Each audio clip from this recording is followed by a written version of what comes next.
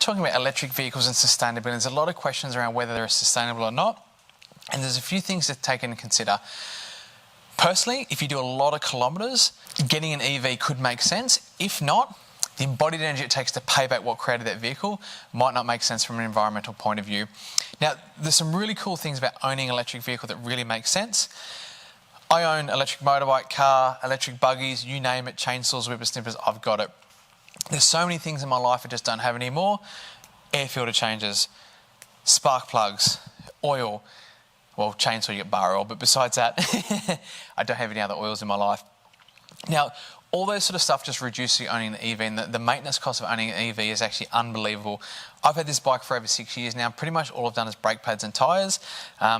Same as my car. I've actually had my car for 2 years. I've done about 50,000 kilometres, and it's just had its first set of tyres put on it, and the brake pads are still fine. Now, we get questions all the time about people wanting to go off-grid and actually have an EV, and is it possible?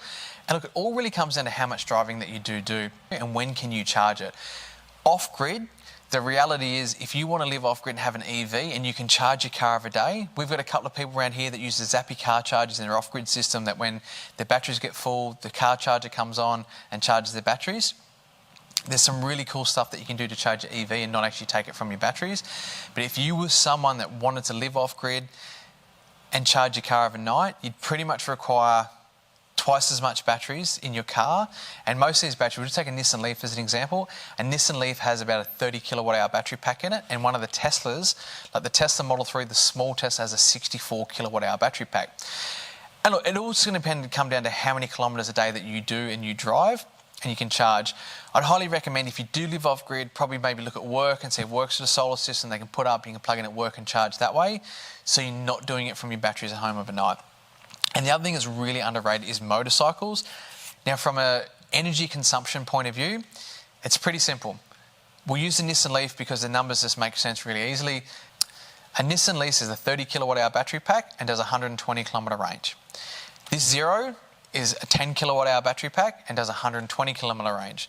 So you're using a third of the amount of energy. And there's some really cool bikes here made in Australia, the Fonzarelli, the Savic down in Victoria and Melbourne. They're really well priced, really good quality bikes, and they use very little energy. So if you do want to go off grid, if you can't ride a motorbike and maybe looking to get a motorbike license, and look at these things, they're really easy.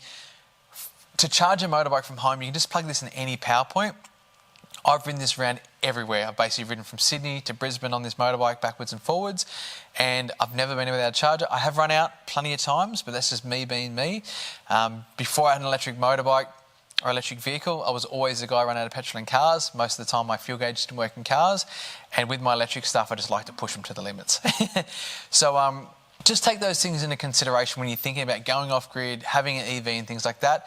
If you can charge every day and put a massive solar system up and make it really easy, to do it overnight from batteries can be a huge challenge.